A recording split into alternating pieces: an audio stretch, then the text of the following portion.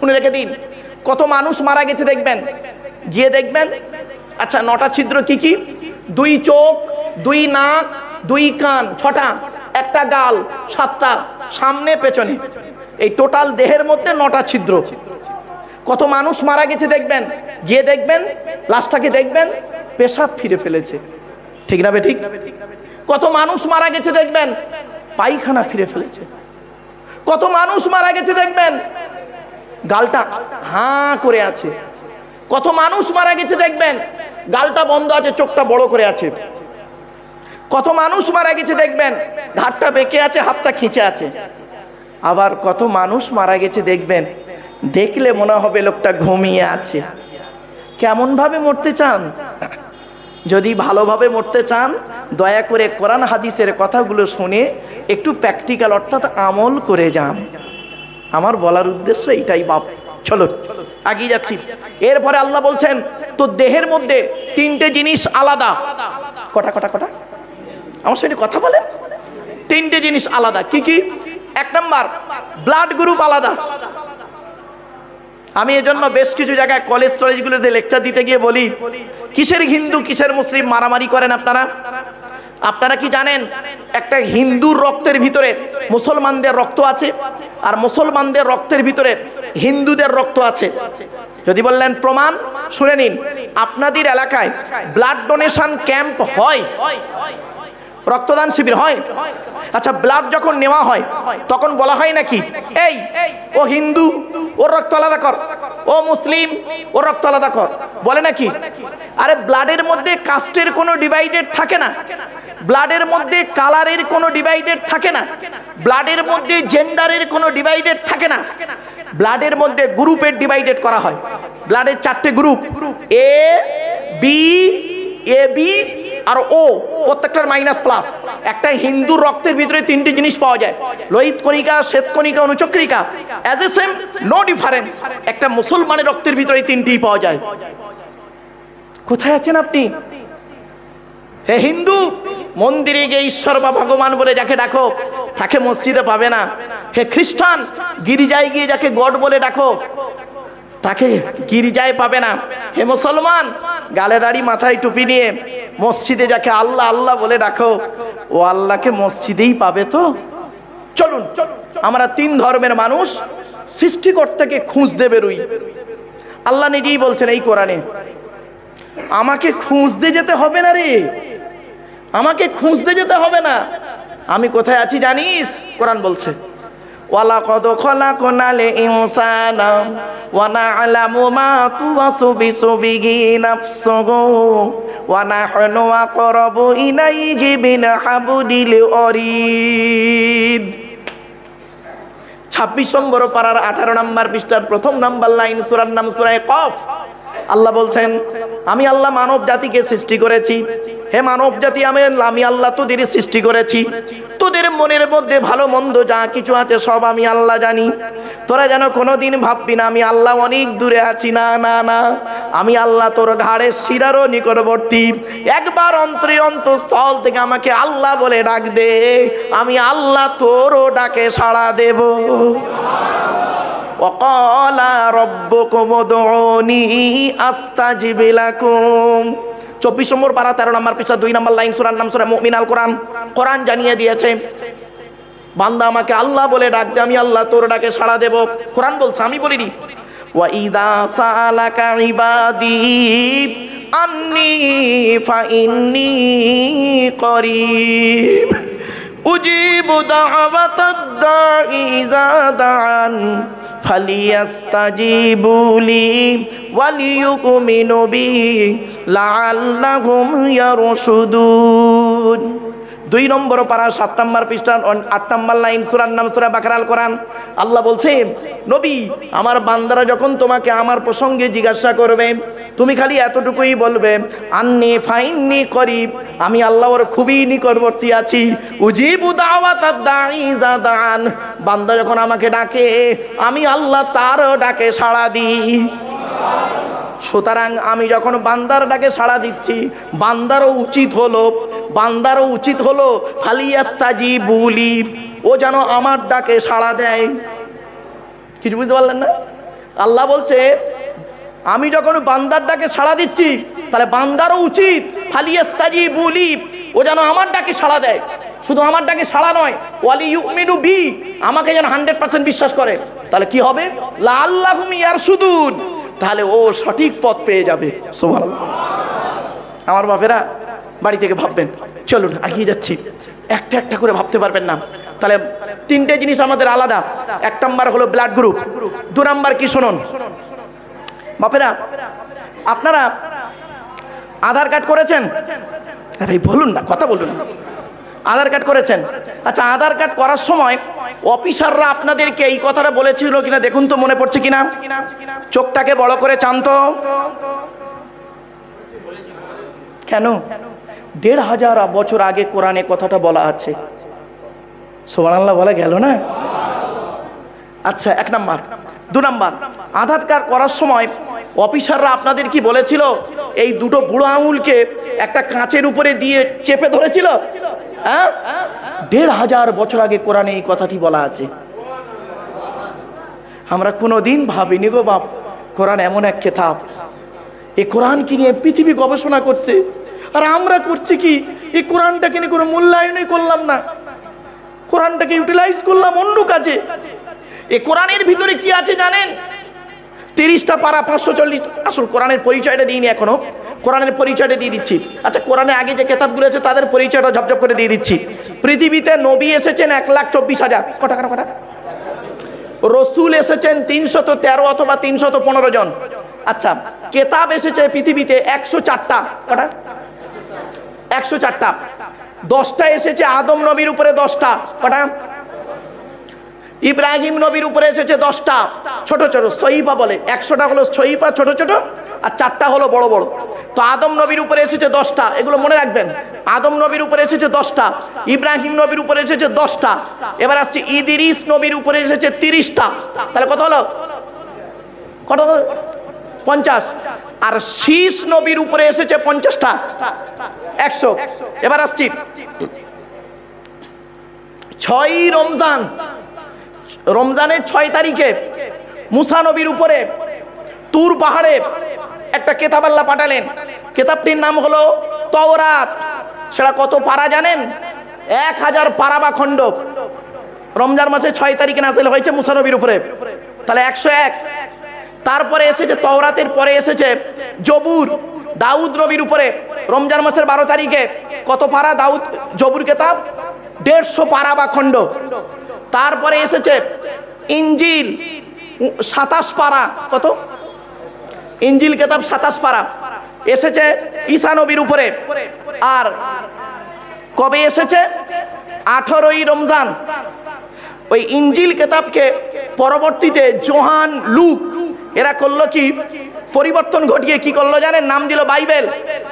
Bible তাকে করলো দুটো ভাগ, ওল্ড টেস্টামেন্ট, নিউ টেস্টামেন্ট। আমি তাওরাতের একজন ছাত্র, ইনজিলের একজন ছাত্র, জবুরের একজন ছাত্র। সর্বশেষ কেতাব, কেতাবটির নাম হলো দি হলি কোরআন, 30 পারা। এসেছে কার উপরে? মুহাম্মদ সাল্লাল্লাহু আলাইহি ওয়াসাল্লামের উপরে। কবে এসেছে? ইন্না আনজালনাহু ফি লাইলাতুল কদর, লাইলাতুল কদরের রাতে, 24 রমজান, 25 রাত। এই হলো মোট 104টা কেতাব।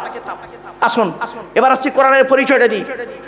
কোরআন আল্লাহ তরফ থেকে জিবরাইলের মাধ্যমে হযরত মুহাম্মদ সাল্লাল্লাহু আলাইহি ওয়াসাল্লামের উপরে আরবের মক্কা নগরের নিকটবর্তী একটি গুহাটির নাম হলো হেরা। হেরা নামক গুহাতে 610 খ্রিস্টাব্দে 1 ফেব্রুয়ারি সোমবার।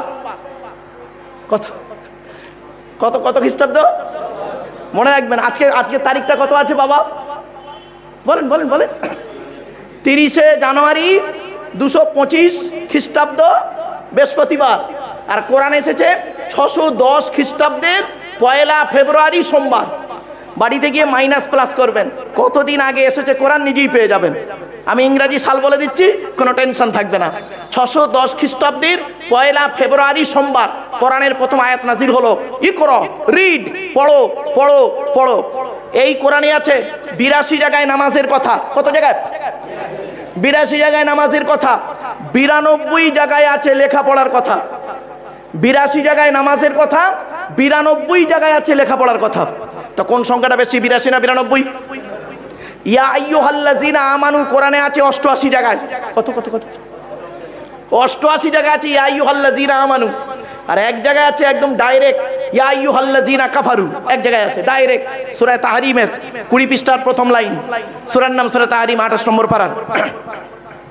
এবারে আসছি, এই কোরআনের ভিতরে সবর শব্দটা আছে 104 জায়গায়।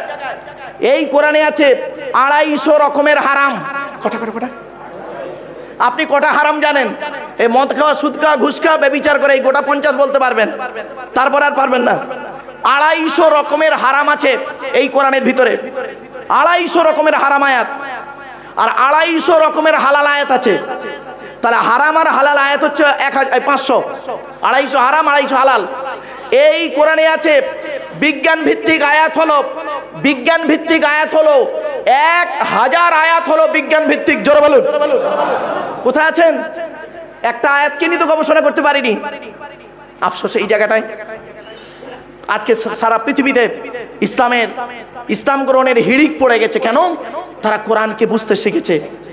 মহাকাশ বিজ্ঞানীরা গবেষণা করে দেখছে, নাসার বিজ্ঞানীরা গবেষণা করে দেখছে, কোরআন যা যা বলে গেছে, মুহাম্মদ সাল্লাল্লাহু আলাইহি ওয়াসাল্লাম যা যা বলে গেছেন, পদে পদে মিলে যাচ্ছে। ইসলামের কালেমার দিকে ঢুকে আসছে তারা। চলুন এবার আসছি, আপনাদের আলোচনা করছিলাম কি, আমাদের দেহের মধ্যে 3টে জিনিস আলাদা, তাই তো নাকি? আরে বলুন, একটু কথা বলুন। 1 নাম্বার কি বলেছি? Blood group. 2 নাম্বার এবার শুনুন, আল্লাহ বলছেন, আমি বলিনি, আলাম নাজআল লাহু আইনাইনি ওয়া লিসানাও ওয়া শাফাতাইন ওয়া হাদাইনাহুন নাজদাইন। আল্লাহ বলছে, আমি কি তোদের 2টো চোখ তৈরি করি নাই? জিজ্ঞাসা চিহ্ন। আমি কি তোদের 2টো চোখ তৈরি করি নাই? এই আয়াতটাকে নিয়ে আমেরিকার 10 জন বৈজ্ঞানিক গবেষণা শুরু করলো। কোরআনে কেন চোখের কথা আলাদা করে বলা হলো? যে আল্লাহ পায়ের নখ থেকে মাথার চুল পর্যন্ত গোটা দেহ তৈরি করলেন, তিনি আবার আলাদা করে চোখের কথা কেন বললেন? চোখকে নিয়ে গবেষণা করতে গিয়ে পেয়ে গেলেন কি জানেন? সারা পৃথিবীতে যত মানুষ এসেছে, যত মানুষ বেঁচে আছে আর যত মানুষ আসবে, কারো চোখের রেটিনার সঙ্গে কারো চোখের রেটিনার কোনো মিল নেই। এই জন্য ভারতীয় বৈজ্ঞানিকরা গবেষণা করে দেখলো, এই মানুষকে, খুনিকে আইডেন্টিফাই করতে গেলে দেহ দেখে চেনা যাবে না, মুন্ডু দেখে চেনা যাবে না। একটাই জিনিস সব পাল্টাতে পারবে, বেটা চোখের রেটিনাটা পাল্টাতে পারবে না। অতএব চোখের রেটিনাটা ভালো করে তুলে নিলে, আধার কার্ডে ঢুকিয়ে দিলে খুনিকে তাড়াতাড়ি খুঁজে বের করা যাবে। 10 জন বৈজ্ঞানিক ওই জায়গায় দাঁড়িয়ে দাঁড়িয়ে ইসলামের কালেমা পড়ে মুসলমান হয়ে গেলেন। কোথায় আছেন আপনি? এবার আসছি, তাহলে কটা হলো বাবা? 2টো, একটা ব্লাড, একটা চোখ। 3 নাম্বার শুনুন, কি বলেছি? ফিঙ্গারপ্রিন্ট, তাই তো নাকি বাবা? চলুন আয়াতটা পড়ি। আয়াহসাবুল ইনসানু আল্লান নাজমা'a ইযামা বালা কাদিরিনা আলা আন নুসাউবিয়া বানানা। 29 নম্বর পারা, সূরার নাম সূরা কিয়ামার 4-5 নম্বর আয়াত। কোরআন জানিয়ে দিয়েছে, মানব জাতি তোরা কি মনে করেছিস আমরা মরে গেলে পচে গলে হাড় হয়ে যাব, কিয়ামতের মাঠে আল্লাহর আমাদের তুলতে পারবে না? কখন এই ভাববি না, এই পৃথিবীতে যেমন তোদের বুড়ো আঙুলের ছাপ যেমন কারোর সঙ্গে যেমন কারোর কোনো মিল নেই, কিয়ামতের মাঠে কারোর সঙ্গে কারোর কোনো মিল পাবি না। কোরআনের এই আয়াত কিনে কে গবেষণা করলো? কোনো মোল্লা মলি সাহেবে গবেষণা করে নাই। থাইল্যান্ডে চ্যাংম্যাং ইউনিভার্সিটি অ্যানাটমি বিভাগের প্রফেসর, বিখ্যাত পণ্ডিত বৈজ্ঞানিক, লোকটার নাম হলো তাথাগত জেসান। উনি একজন খ্রিস্টান, হিন্দু নন, মুসলমান নন। উনি বললেন কোরআনে ভুল আছে। বলে কি ভুল? বলল বুড়া আঙুলের ছাপ নাকি কারোর সঙ্গে কারোর কোনো মিল নাই। আমি কোরআনের ভুল বের করে শুনবো। উনি করলেন কি, 1000 মানুষের বুড়া আঙুলের ছাপ নিলেন, 1 বছর ধরে গবেষণা করে দেখছে কারোর সঙ্গে কারো মিল আছে। যখন কারোর সঙ্গে কারোর কোনো মিল পেলেন না, ল্যাবরেটরির ভিতরে দাঁড়িয়ে দাঁড়িয়ে ইসলামের কালেমা পড়ে মুসলমান হয়ে গেলে। কোথায় আছেন বাবা? আমরা তো অনেক দূরে পড়ে আছি। যাক, আল্লাহ সম্পর্কে অনেক আলোচনা করে ফেললাম। ওরে বাবা, আল্লাহ সম্পর্কে তো অনেকক্ষণ বলে ফেল, অসুবিধা হচ্ছে আপনাদের বাবা? আর একটু হবে না, বন্ধ করে দেবো? আর একটু হবে? একবার একটু দরুদ শরীফ, আল্লাহুম্মা সাল্লি আলা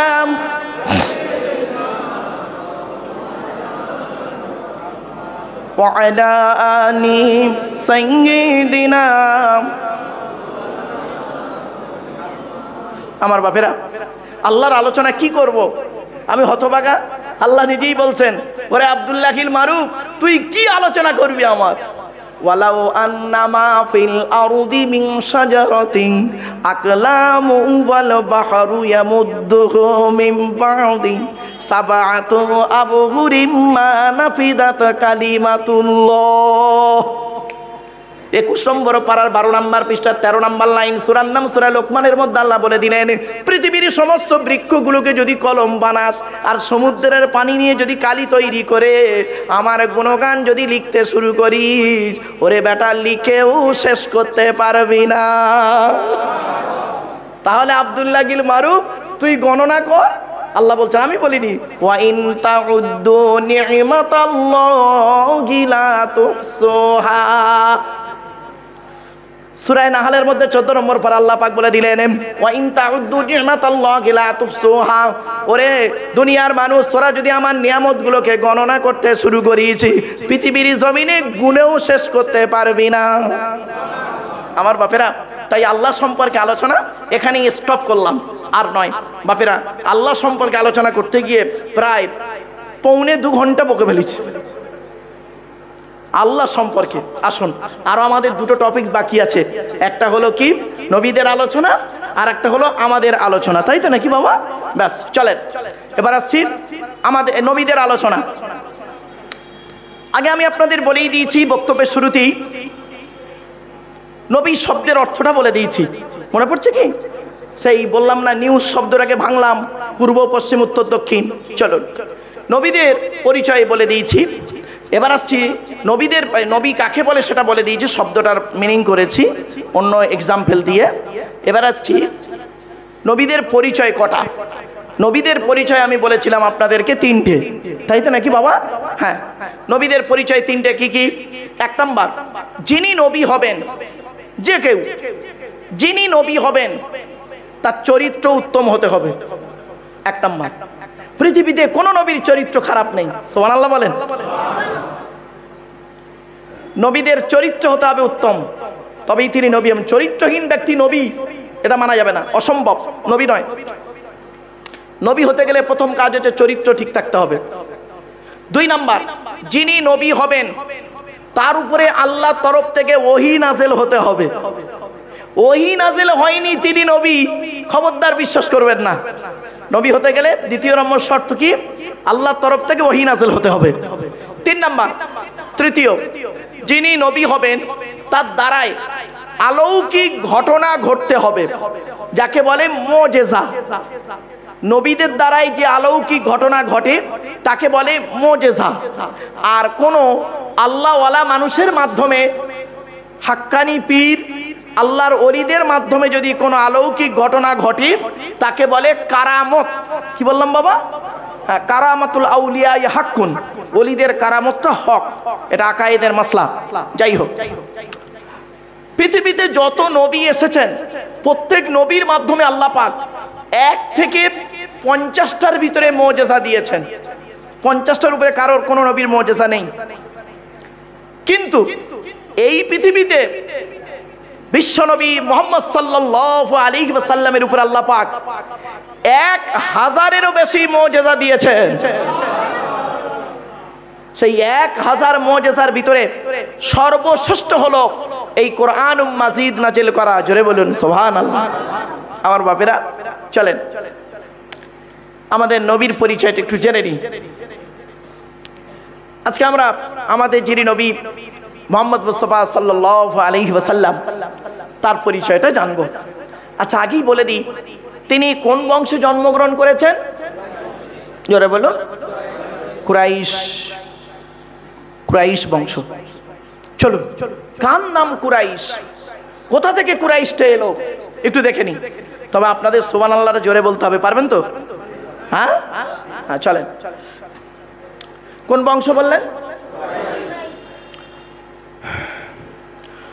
মুহাম্মাদের বাপের নাম আব্দুল্লাহ, আব্দুল্লাহর বাপের নাম আব্দুল মুত্তালিব, আব্দুল মুত্তালিবের বাপের নাম আব্দে মান্নাফ, আব্দে মান্নাফের বাপের নাম হাশেম, হাশেমের বাপের নাম কুসাই, কুসাইয়ের বাপের নাম কিলাব, কিলাবের বাপের নাম মুর্রা, মুরার বাপের নাম লুবাই, লুবাইয়ের বাপের নাম কাব, কাবের বাপের নাম গালিব, গালিবের বাপের নাম ফিগির, ফিগির থেকে কুরাইশ বংশ এসেছে।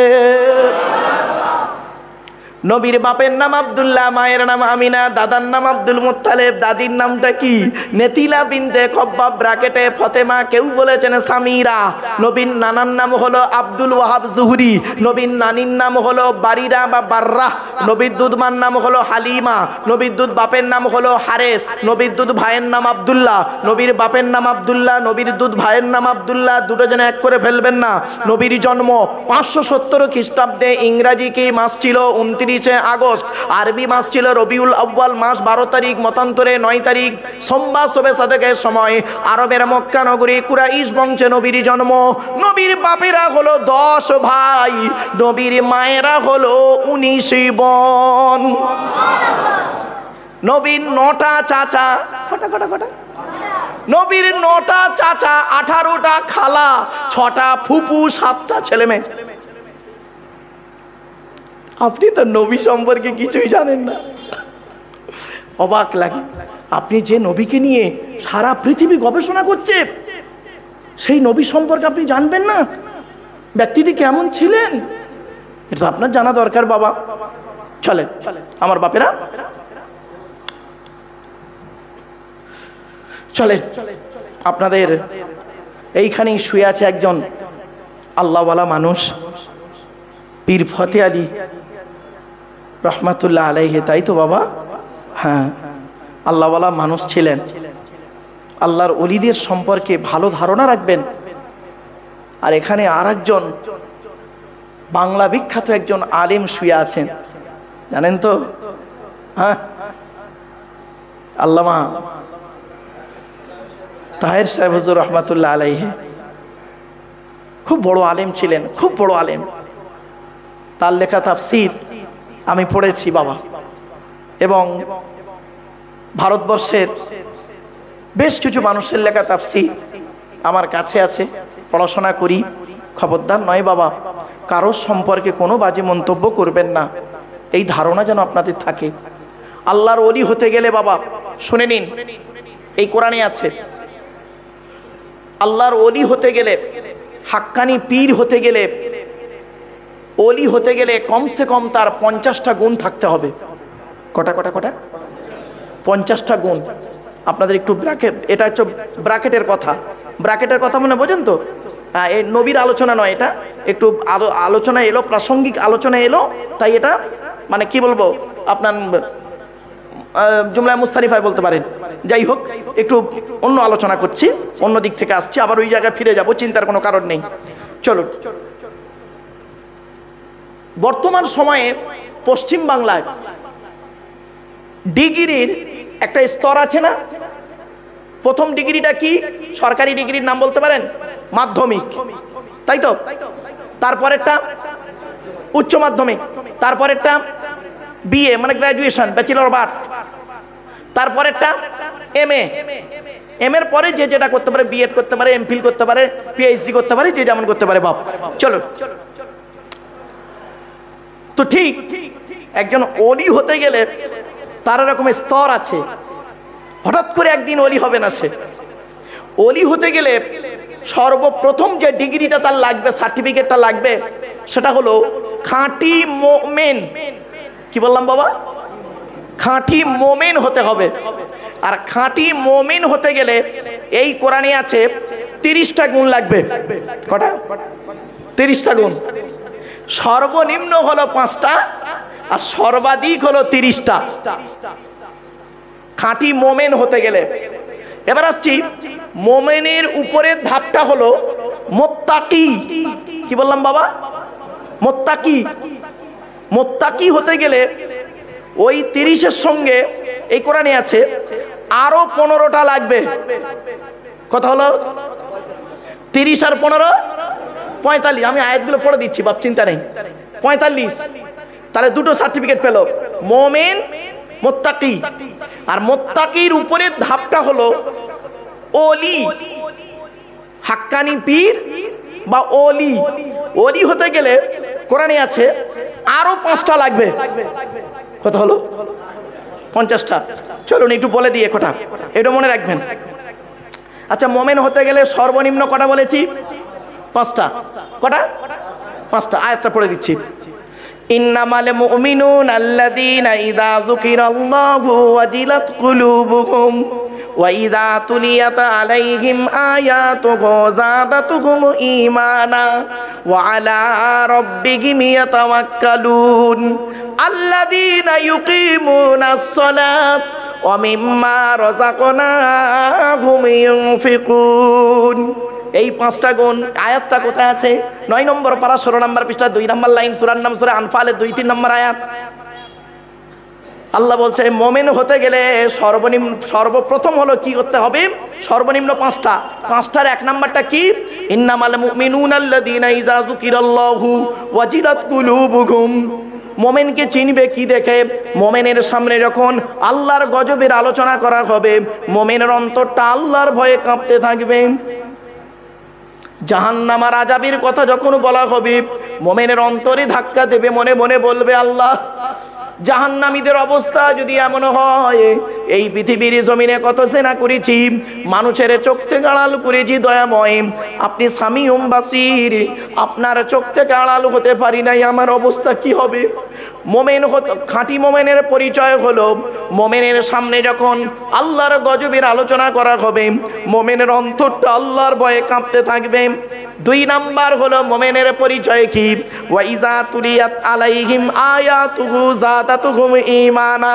মুমিনের সামনে যখন কোরআন তেলাওয়াত করা হবে, মুমিনের অন্তরটা, ভালোবাসাটা, ঈমানটা আল্লাহর প্রতি বেড়ে যাবে।